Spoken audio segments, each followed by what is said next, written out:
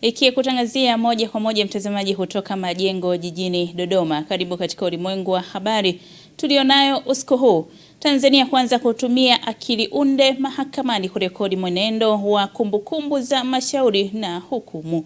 Na kimataifa, Irani yapinga kikosi maalum cha walinzi mapinduzi kuorodheshwa kama kundi la kigaidi.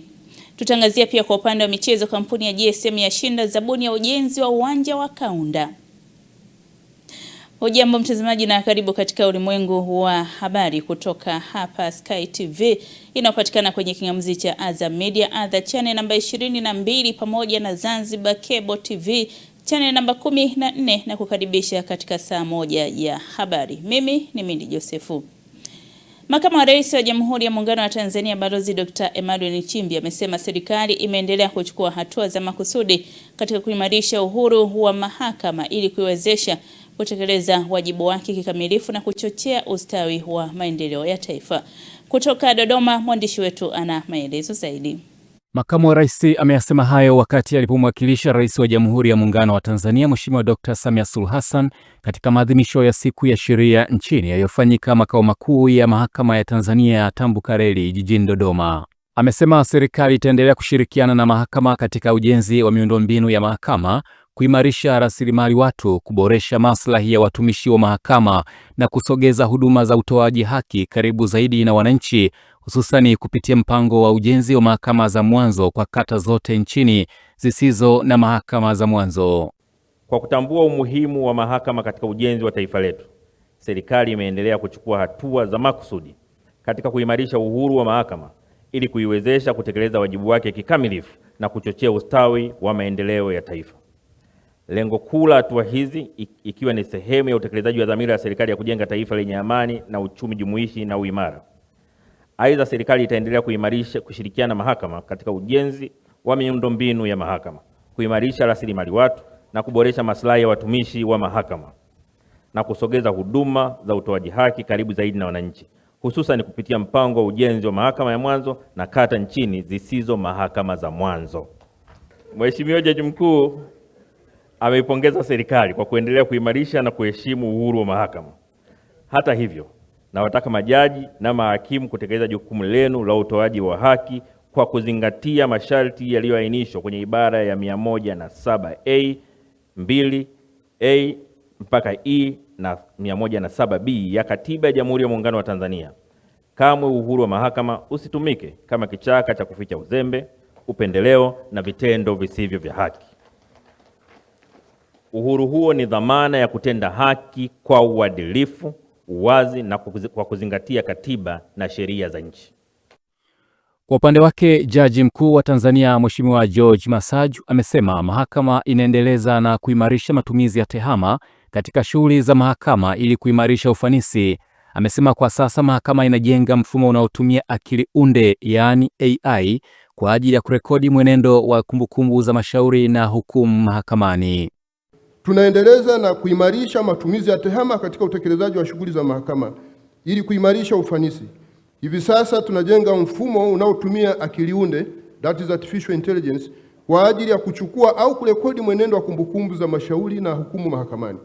Katika mfumo huu, jaji, hakimu, wakili, shahidi na kadhalika wanapotamka au kuzungumza mahakamani, mfumo huo unatafasiri lugha iliyotumika na kuiandika kwa lugha inayokuwa imechaguliwa kuandikwa, that is translation and transcription, the real time translation and transcription. Wakati huo mfumo huu utakapokuwa umeanza kutumika, utaimarisha sana ufanisi wa utendaji wa mahakama, kwani kuchukua kumbukumbu za mwenendo wa mashauri mahakamani kwa kuandika kwa mkono au kompyuta kunachelewesha na kunachosha na wakati fulani hata kupotosha. Tutaendeleza na kuimarisha utaratibu wa kusikiliza mashauri kwa njia ya mtandao, that is online litigations, na hivyo kuleta unafuu katika gharama na kupunguza usumbufu kwa wadau wa mashauri mahakamani.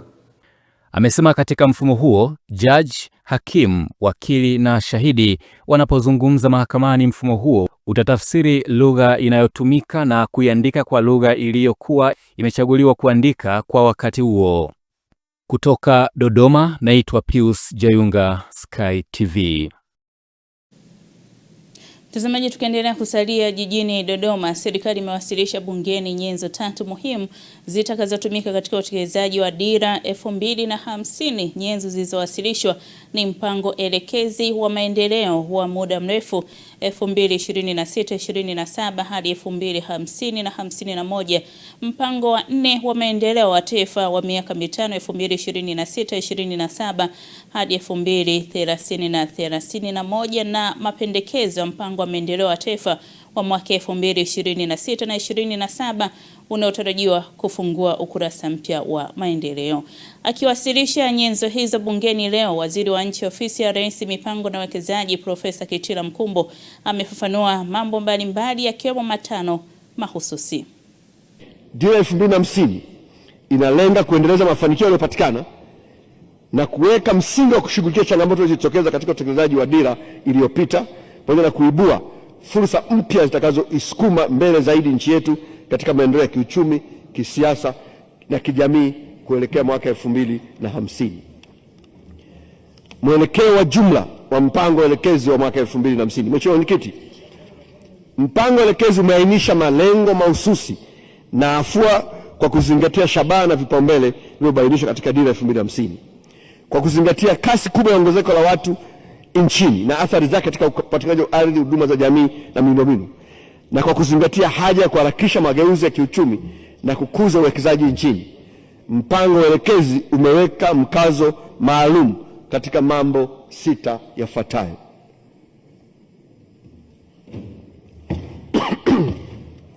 Kwanza, upangaji miji endelevu na unaozingatia utunzaji wa mazingira. Pili, ushirikiaji mpana katika kupanga mipango ya maendeleo. 3, kupanua na kuongeza ubora wa huduma za jamii. 4, kuongeza tija katika kilimo, uzalishaji viwandani na utoaji wa huduma kwa kuongeza kasi ya matumizi ya teknolojia ikiwemo matumizi ya dijitali, ubunifu na uongezaji thamani mazao mbalimbali. 5, kuweka mazingira rafiki na yanayotabirika ya kufanya biashara na uwekezaji ili kuvutia mitaji kutoka sekta binafsi ya ndani na nje ya nchi. Na 6, kufanya mageuzi katika mfumo wa utawala na mabadiliko ya utamaduni na mitazamo. Excuse me. Falsafa ya maendeleo ambayo tunakwenda nayo. Mheshimiwa Mwenyekiti, msingi wa mpango elekezi na Dira ya Taifa ya Maendeleo inalenga kujenga taifa jumuishi lenye ustawi kwa wote, lenye haki na linalojitegemea. Katika kujenga taifa lenye ustawi kwa wote, dira inalenga kukuza pato la taifa na pato la mtu mmoja mmoja kwa kuzingatia usawa wa fursa kwa wote. Katika kujenga taifa linalojitegemea, dira inaelekeza kutumia rasilimali za taifa kimkakati na kuwa wabunifu katika kuvunja mnyororo wa utegemezi, huku tukizingatia na kutumia fursa za utengamano wa kikanda na kijumuiya kimataifa bila kujitenga na dunia. Mheshimiwa Mwenyekiti, katika kujenga taifa jumuishi, Dira 2050 na mpango elekezi inaelekeza kuhakikisha fursa sawa kwa wote na kwa makundi yote bila kujali hali zao. Aidha, katika kujenga taifa lenye haki, Dira 2050 inaelekeza kuzingatia utawala wa sheria, usawa mbele ya sheria na uwajibikaji katika muktadha wa demokrasia. Kwa msingi huu, falsafa ya mpango elekezi imejikita katika maendeleo ya watu, yani people centered development. Mpango elekezi unazingatia njia mtambuka za uzalishaji, ikihusisha uwiano wa ushirikiano katika uwekezaji kati ya sekta binafsi na sekta ya umma. Fursa, shabaha na afua za mpango elekezi 2050. Mheshimiwa Mwenyekiti, mpango elekezi 2050 umetambua kuwa nchi yetu ina fursa nyingi zinazotokana na jiografia na uwepo wa rasilimali za asili ambazo tukizitumia ipasavyo zitachangia sana katika kuharakisha kufikiwa kwa malengo ya Dira 2050. Katika hatua nyingine, Profesa Kitila amesema kuwa Tanzania inajiandaa kuwa kitovu cha usafiri, viwanda na biashara katika ukanda wa Afrika. Hivyo itakuwa ni wakati mwafaka kwa wadau wa maendeleo na sekta binafsi kujipanga kulingana na utekelezaji wa Dira 2050. Mtazamaji, tuelekee mkoani Geita. Mahakama za mkoa wa Geita zimeelezwa kuwa kinara katika matumizi ya tehama, hali iliyorahisisha usikilizaji na usajili wa mashauri pamoja na kuokoa gharama za ununuzi wa vifaa vya shajara ikiwemo karatasi. Taarifa ya mwandishi wetu kutoka Geita inafafanua zaidi. Mkoa wa Geita umeungana na mikoa mingine nchini kuadhimisha kilele cha wiki ya sheria nchini, huku jaji mfawidhi wa Mahakama Kuu Geita Kevin David Muhina akieleza kuwa mahakama mkoa wa Geita mpaka sasa ndio kinara katika matumizi ya tehama. Huo ndio umuhimu wa tehama. Na hii imesaidia sana kuweka wazi, lakini kuondoa ule ujanja katika kusajili kesi na mambo kama hayo. Na Mheshimiwa Mkuu wa Mkoa ni kujulisha tu kwamba Geita ndio kinara wa matumizi ya tehama kwa mahakama za Tanzania.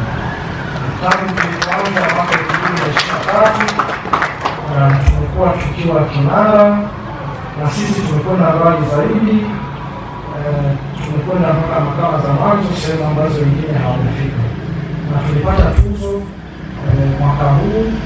Mwezi uliopita pale Dodoma tulipata tuzo ya kuwa mahakama kinara kwa matumizi ya tehama Tanzania, na ina manufaa makubwa sana kwa sababu pamoja na kuleta uwazi, lakini pia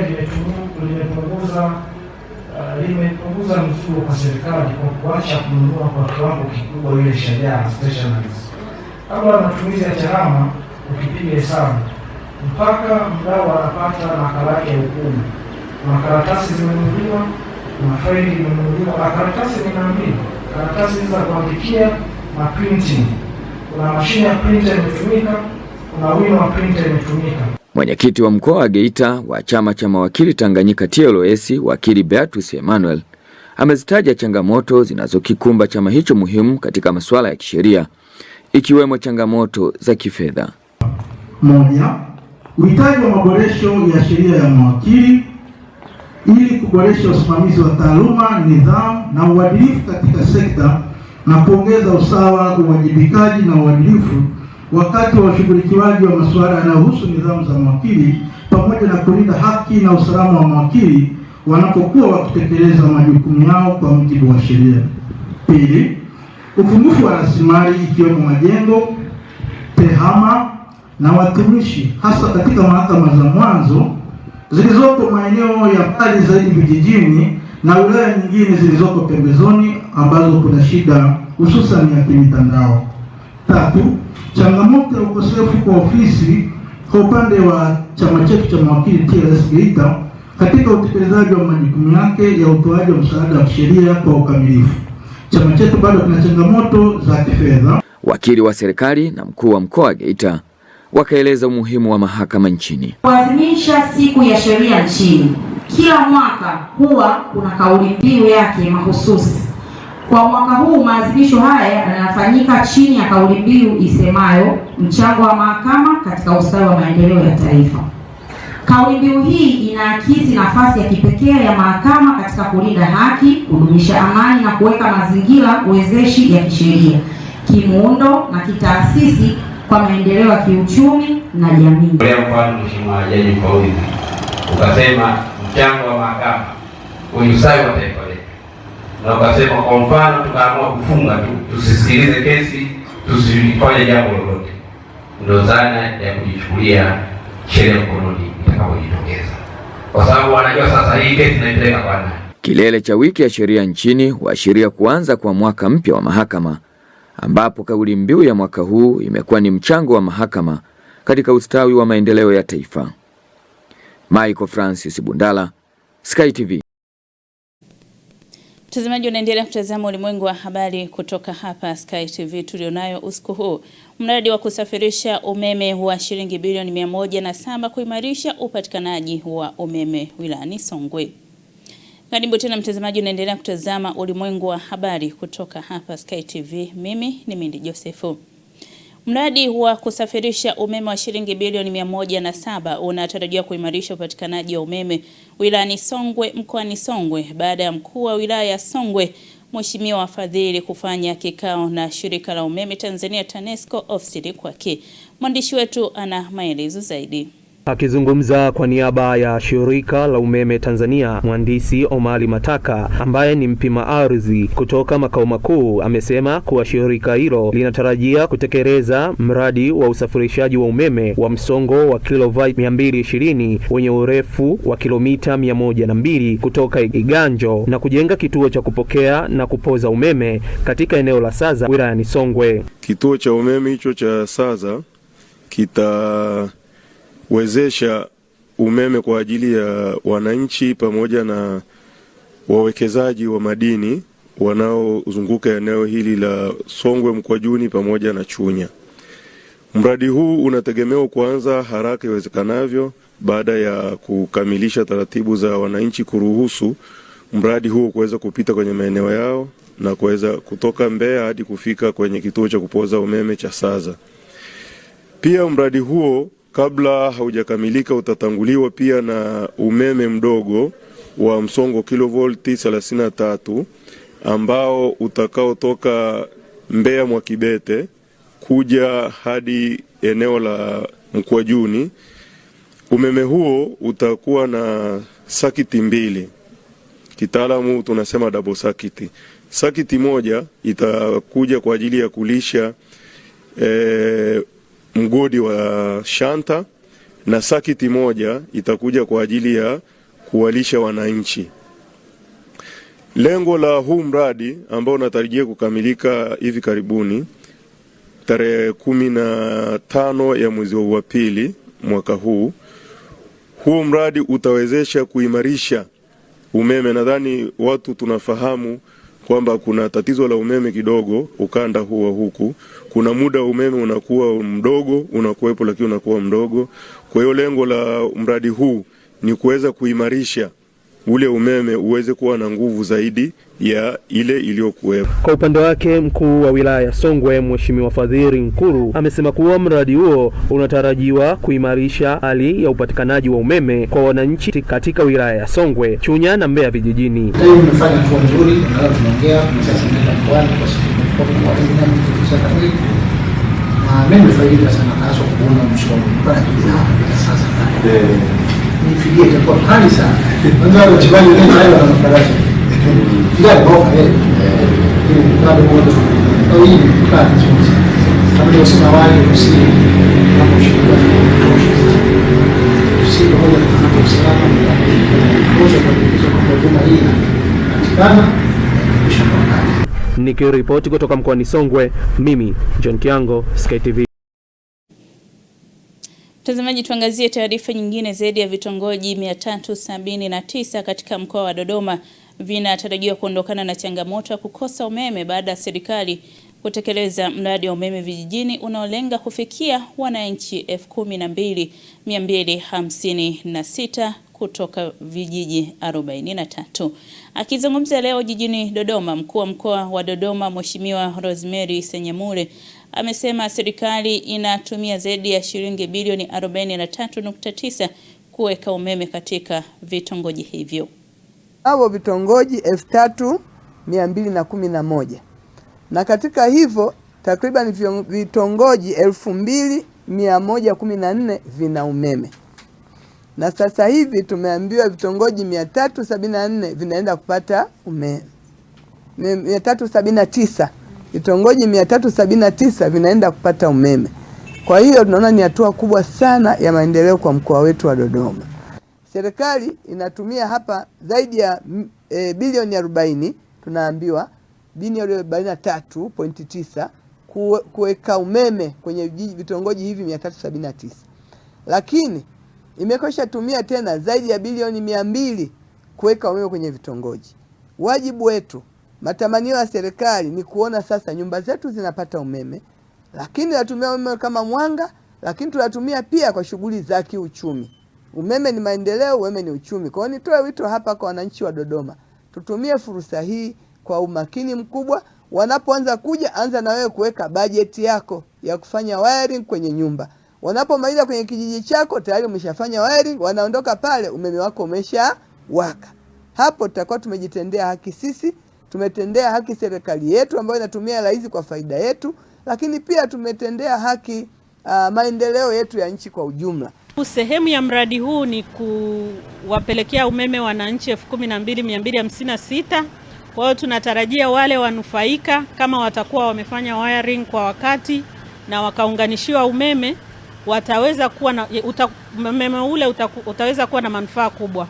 Kwanza utaweza kuongeza zile shughuli za kiuchumi, lakini pia mahospitali kule kwenye vitongoji ambavyo mradi huu utapita, mashule, wanafunzi na watoto wataweza kuwa na muda mwingi wa ziada wa kusoma, hasa nyakati za usiku, lakini pia wataweza kupiga fotokopi, na tunategemea pia zile biashara ndogo ndogo zitaweza kuibuliwa katika vitongoji ambavyo mradi huu utapita. Mtazamaji, tuangazie katika taarifa nyingine. Watoto 110 wanaoishi katika mazingira magumu kutoka katika kituo cha Madrasa Hidayah kilichopo Magogoni, Kigamboni, wamepatiwa misaada mbalimbali kama vyakula na vifaa vya shule, ikiwa ni sehemu ya programu ya klabu ya Lions Tanzania kurudisha tabasamu kwenye jamii. Mratibu wa klabu hiyo amesema wamejikita katika kupunguza changamoto zinazowakabili watoto wanaoishi kwenye mazingira magumu na kuimarisha ustawi wao kwa kuwa wanahitaji malezi sawa kama watoto wengine. Sisi as a Lions Club of Dar es Salaam host au Lions Club, kazi yetu ni kwamba kuwapa misaada tofauti tofauti kwa wale ambao hawajiwezi. Leo tumewaletea zawadi tofauti tofauti, tumekula nao, tumewaletea vyakula tofauti tofauti na tumecheza nao, tumewapa elimu ya wanyama ili wao pia wajue, kama waone, wafurahi. Kwa leo sisi tumewasaidia watoto 110. Tumewatoa kwenye kituo yao mpaka huku Dar es Salaam Zoo. Tumewaleta, tumewatembeza kwa kila wanyama na wamepewa maelekezo kuhusu kila wanyama. Natoa shukurani kubwa sana kwa Lions Club. Mwenyezi Mungu awazidishie kila laheri. Watoto hawa, hasa kwa watoto wa kike, wana mahitaji makubwa sana, pale ambapo wakiwa wote wako katika wakati wa kutumia taulo zao za kike, tunakuwa na mtihani sana, kwa sababu sisi tuna changa ili kuwapatia hizo taulo za kike. Kuna watoto ambao wazazi wao ambao wamepotea wote wawili, baba na mama, lakini kuna wengine ambao wana mzazi mmoja.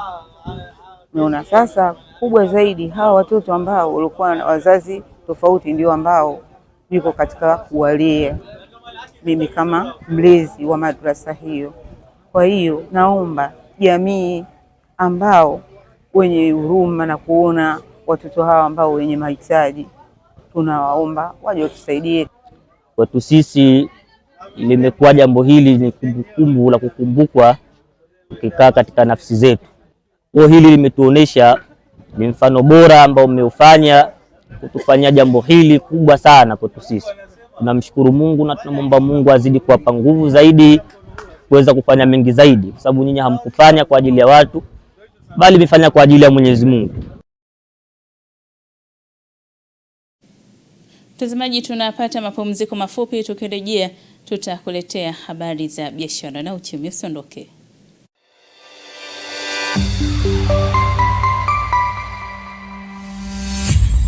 Sky TV.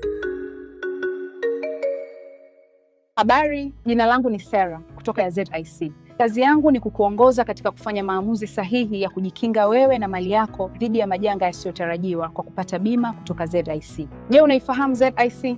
ZIC ni shirika la bima lililoanzishwa mwaka 1969 kutoa huduma za bima kwa wananchi, taasisi za umma na binafsi kwa lengo la kulinda uchumi wa watu binafsi na nchi yetu kwa ujumla. Lengo letu ni kuwa kampuni ya bima inayoaminika na wateja na kutambulika kote Afrika Mashariki. Dhamira yetu ni kulinda na kuwawezesha wateja wetu kwa kuwapa huduma bora na za kuaminika. Baada ya utangulizi wangu, je, ungependa kujua kuhusu huduma zetu? ZIC tunatoa huduma za bima za mali na ajali, na kati ya hizi ni bima ya magari, bima ya wizi, bima ya moto, bima ya mizigo. Je, unazijua branchi zetu? Kuhakikisha tunawafikia wateja wetu nchi nzima, Tunatoa huduma zetu kupitia ofisi zetu kuu zilizopo mtaa wa Mpirani pamoja na matawi yetu yafuatayo: Amani, Marubi, Chake Chake, Dar es Salaam, Dodoma, Mwanza, Kahama, Arusha, Tanga, Mbeya na Mtwara. Unajua ni njia gani tunazotumia kuwapa wateja wetu huduma?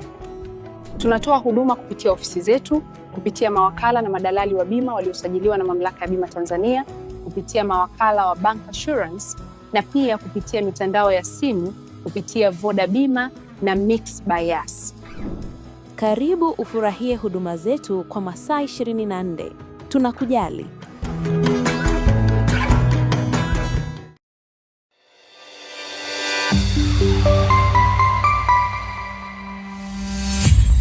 Sky TV.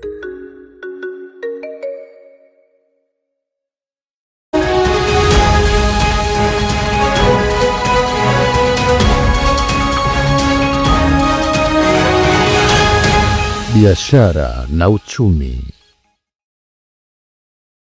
Watazamaji, sasa karibu tuangalie habari za biashara na uchumi. Jina langu ni Mohamed Magesa. Mnajisi wa vyama vya ushirika mkoa wa Mwanza, Hilda Boniface, amesema chama chochote cha ushirika kitakachoshindwa kuzalisha angalau kilo 10,000 kwa zao kwa mwaka kitaondolewa kwenye mfumo wa ushirika kuanzia mwaka ujao.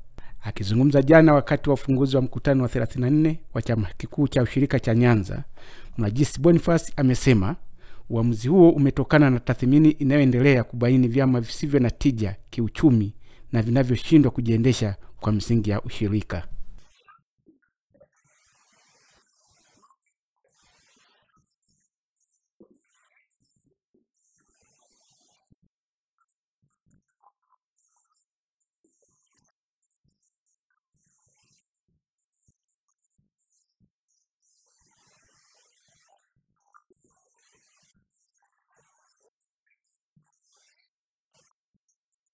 Zao la pamba ili wahakikishiwe upatikanaji wa pembejeo kwa wakati, kwa haraka na kwa urahisi kama ilivyokusudiwa wakati wa uanzishwaji wa chama hicho.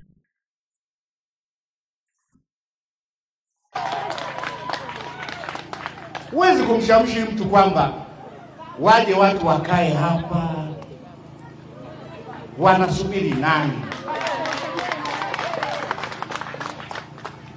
Machinga ili watulie. Machinga mweke eneo patakapokuwa na mwingiliano na watu. Hilo la kwanza. Machinga mwekee maji, mwekee umeme, mwekee kila kitu, lakini kama umemtenga na watu atakuachia soko, atakwenda kuliko na watu. Jiji la Arusha katika mipango mikubwa ya muda mrefu, basi tuanze kuangalia, tunajenga soko la Kilombero, tunajenga soko la Mrombo. Maeneo hayo pia hawa wafanyabiashara tunapotaka, kwa mfano kwamba tuko katika kipindi cha mpito na ataanza kukamilika mwezi wa 7, basi wamachinga wapewe vipaumbele vya kwanza kuingia katika masoko hayo. Baada ya wale wa kwanza ni wale ambao walikuwepo, zile nafasi zingine zinazohusu wamachinga waanze kupelekwa katika masoko haya makubwa mapya, la Kilombero, la Mrombo, kwa maana walikuwepo waliokuwa wanafanya biashara watapewa, lakini maeneo nafasi zitakuwepo nyingi, ili tuendelee kuwatoa machinga waliotoka humu na waliozogaa humu waende katika masoko hayo. Wakati huo na hapa pakiendelea kuboreshwa, tutakuwa tumetoa nafasi ya wafanyabiashara watoke barabarani waende katika masoko rasmi, lakini tuzingatie mambo yote muhimu ambao wamachinga watakuwa tukieleza rafiki kwa biashara zao. Na sasa tuangazie viwango vya ubadilishaji wa fedha kwa mujibu wa Benki Kuu ya Tanzania. Dola Marekani imenunuliwa kwa shilingi 2505 na senti 52 na kuuzwa shilingi 2530 na senti 58. Paundi ya Uingereza imenunuliwa kwa shilingi 3444 na senti 34 na kuuzwa kwa shilingi 3478 na senti 78. Euro ya Ulaya imenunuliwa kwa shilingi 2985 na senti 08 na kuuzwa kwa shilingi 3,014 na senti 93. Yeni ya China imenunuliwa kwa shilingi 366.42 na kuuzwa kwa shilingi 364 na senti 02. Yeni ya Japani imenunuliwa kwa shilingi 16 na senti 23 na kuuzwa kwa shilingi 16 na senti 39. Randi ya South Africa au randi ya Afrika Kusini imenunuliwa kwa shilingi 156 na senti 70 na kuuzwa kwa shilingi 158 na senti 27. Shilingi ya Kenya imenunuliwa kwa shilingi 19 na senti 40 na kuuzwa kwa shilingi 19 na senti 60. Faranga ya Rwanda imenunuliwa kwa shilingi 1 na senti 71 na kuuzwa kwa shilingi 1 na senti 73. Na huo ndio mwisho wa habari za uchumi na biashara kutoka hapa Sky TV. Jina langu ni Mohamed Magesa.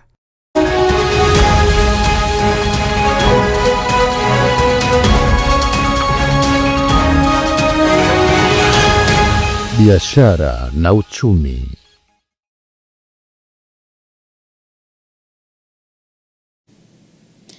Na sasa moja kwa moja mtazamaji, tunaungana na Zinazire Mswima katika mkusanyiko wa habari za kimataifa.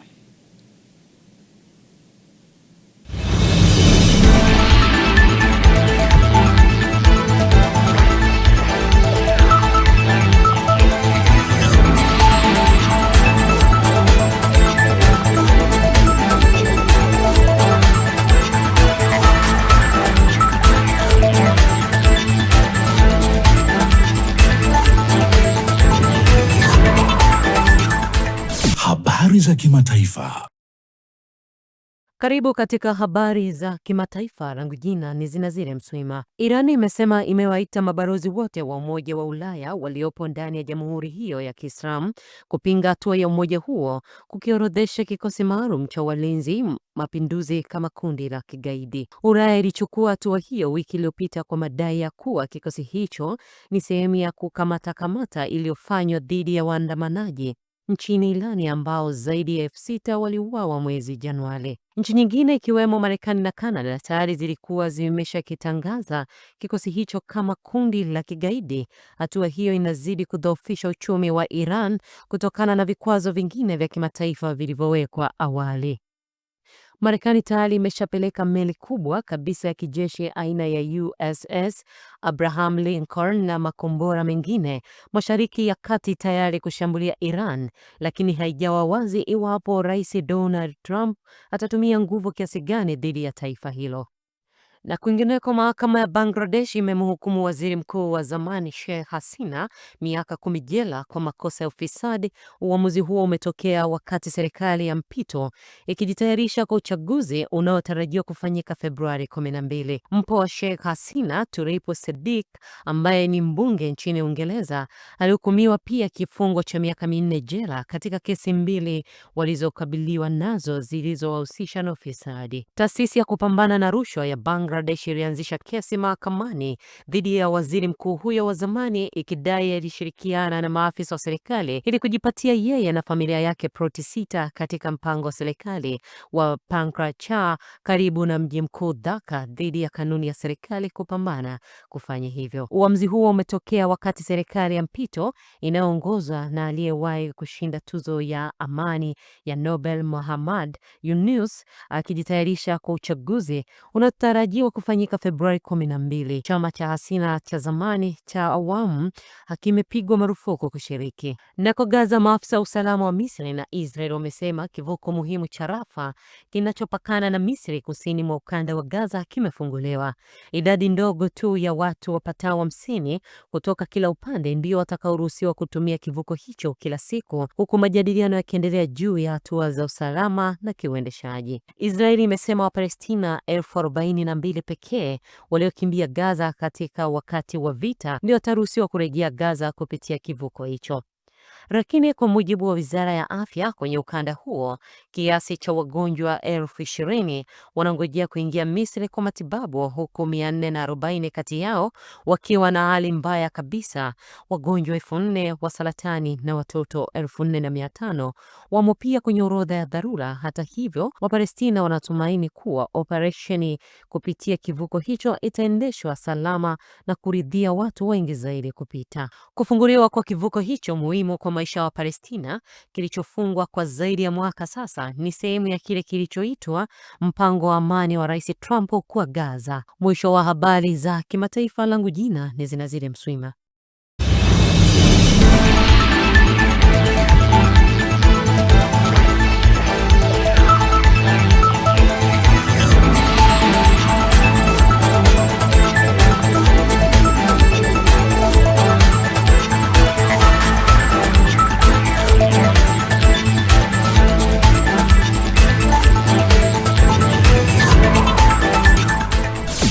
Habari za kimataifa.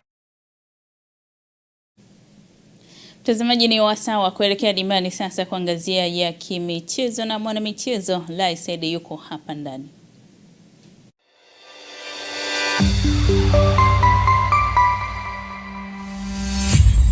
Sky TV.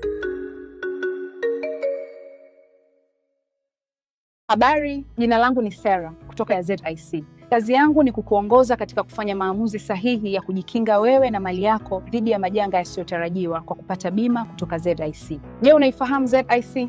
ZIC ni shirika la bima lililoanzishwa mwaka 1969 kutoa huduma za bima kwa wananchi, taasisi za umma na binafsi kwa lengo la kulinda uchumi wa watu binafsi na nchi yetu kwa ujumla. Lengo letu ni kuwa kampuni ya bima inayoaminika na wateja na kutambulika kote Afrika Mashariki. Dhamira yetu ni kulinda na kuwawezesha wateja wetu kwa kuwapa huduma bora na za kuaminika. Baada ya utangulizi wangu, je, ungependa kujua kuhusu huduma zetu? ZIC tunatoa huduma za bima za mali na ajali, na kati ya hizi ni bima ya magari, bima ya wizi, bima ya moto, bima ya mizigo. Je, unazijua branchi zetu?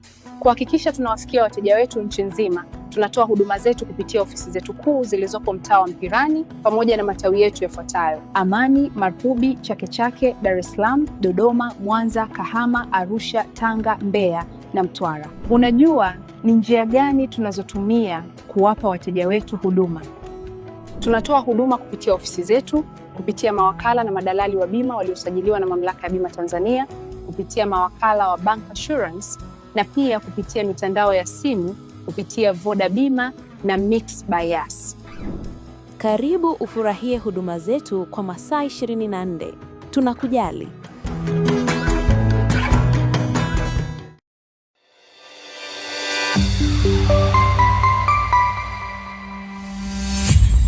Sky TV.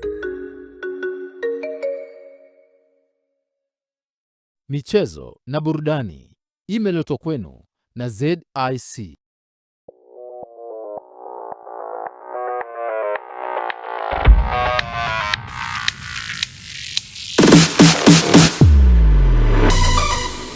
Habari za michezo na burudani.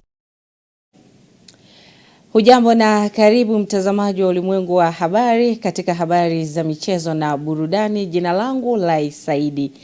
Kampuni ya GSM Tanzania Limited imeshinda rasmi tenda ya kushirikiana na klabu ya Yanga Afrika katika mradi wa ujenzi wa uwanja wa Kaunda.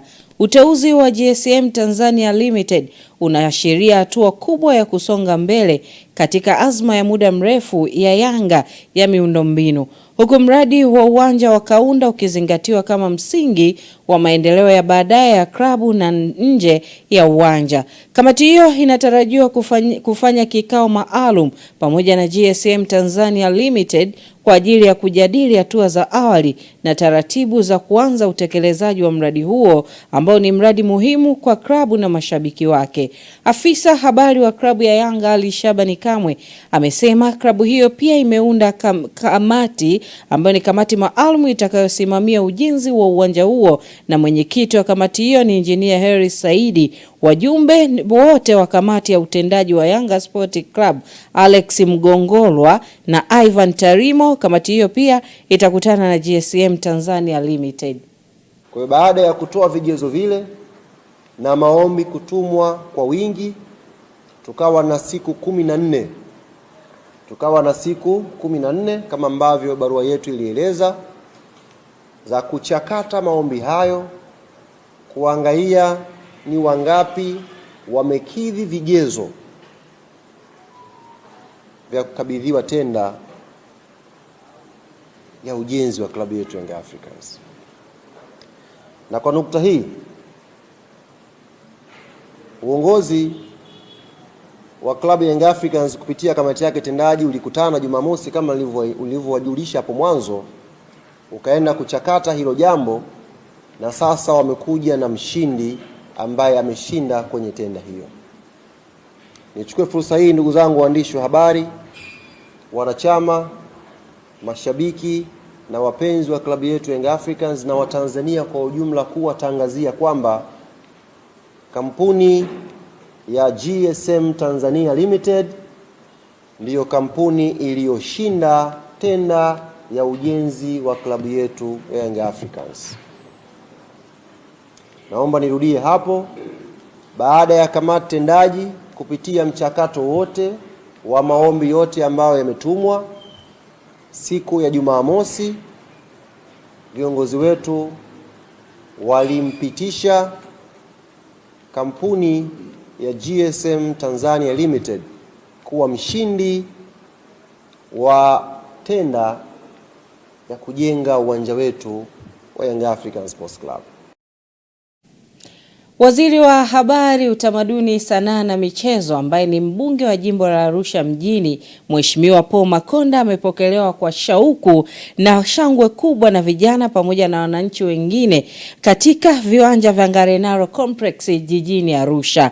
Maelfu ya vijana waliojitokeza wakiwa na furaha wameonyesha mshikamano na kuunga mkono jitihada zake za maendeleo. Shamra zinaendelea katika viwanja vya Ngarenaro ambapo zikiambatana na burudani ya nyama choma, ambapo pia wananchi wamejitokeza kwa wingi kushiriki tamasha la Afcon Bonanza.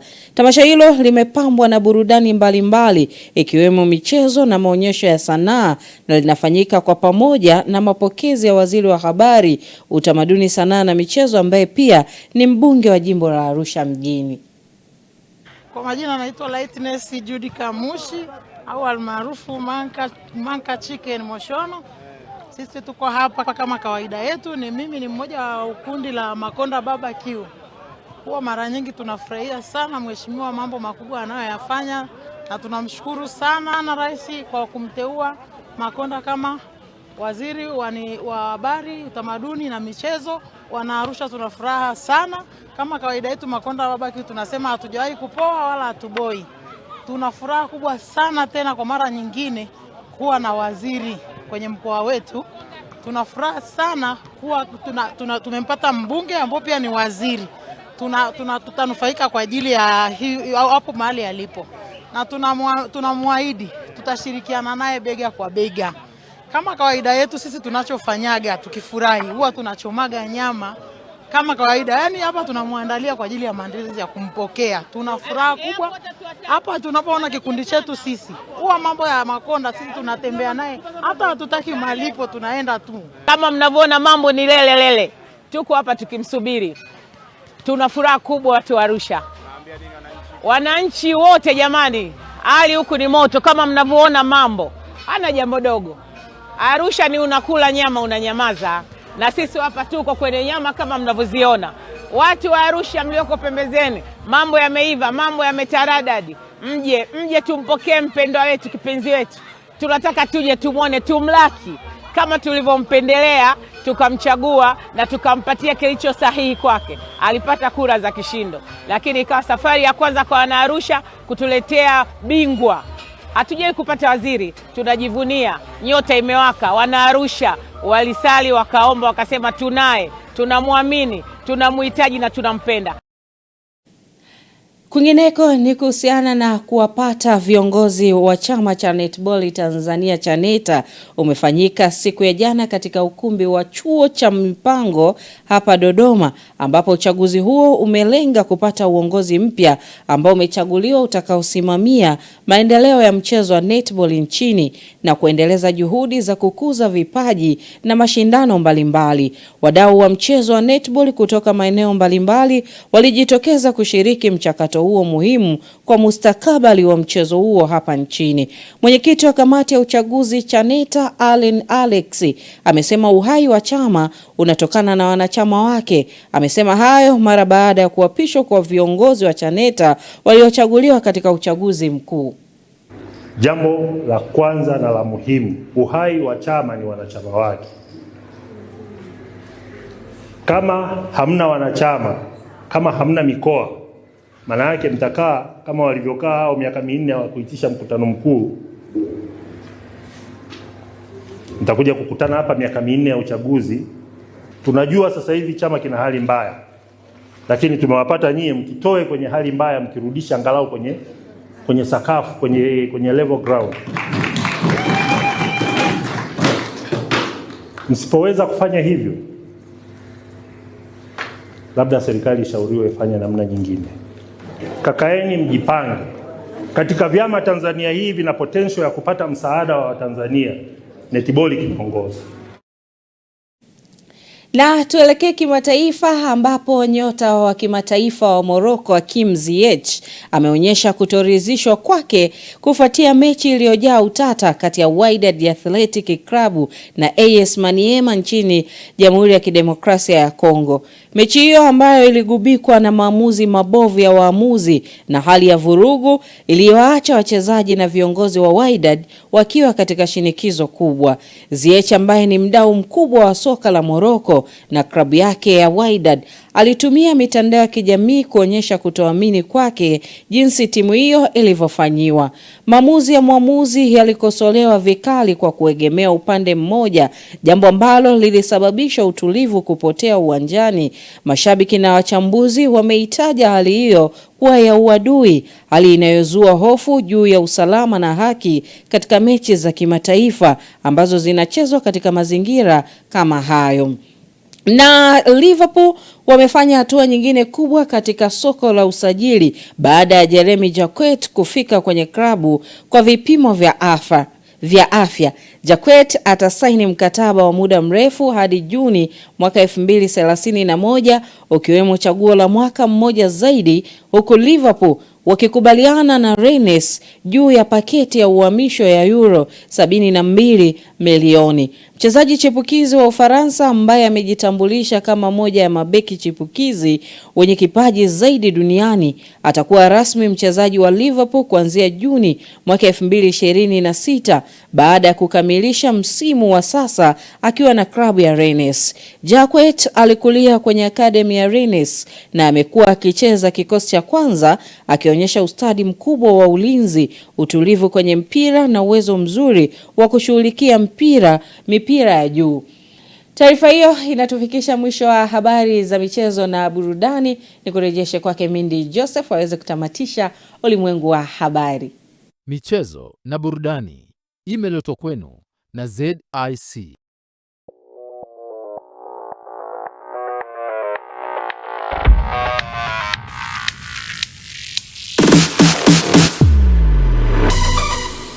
Habari za michezo na burudani.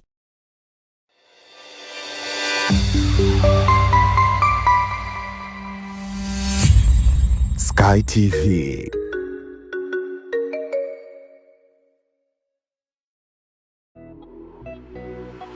Uongozi wa shule za Iyula Malaika Pre and Primary School zilizopo Ntyuka Dodoma na Mantengu B mji wa Vwawa mkoani Songwe unatangaza nafasi za masomo kwa wanafunzi wa awali na msingi. Kwa wanafunzi wa awali, shule inapokea watoto kuanzia umri wa miaka 2 na kuendelea. Na kwa wanafunzi wa elimu ya msingi, shule ya Iyula Malaika iliyopo Ntyuka jijini Dodoma inapokea wanafunzi kuanzia darasa la 1 mpaka la 4. Na shule ya Iyula Malaika iliyopo Vwawa mkoani Songwe inapokea wanafunzi kuanzia darasa la 1 hadi la 5. Mzazi au mlezi unakaribishwa kumleta mwanao katika shule za Iyula Malaika kwa elimu bora zaidi. Kwa mawasiliano zaidi piga simu namba 0745557379 au 0742062424 na 0793186716.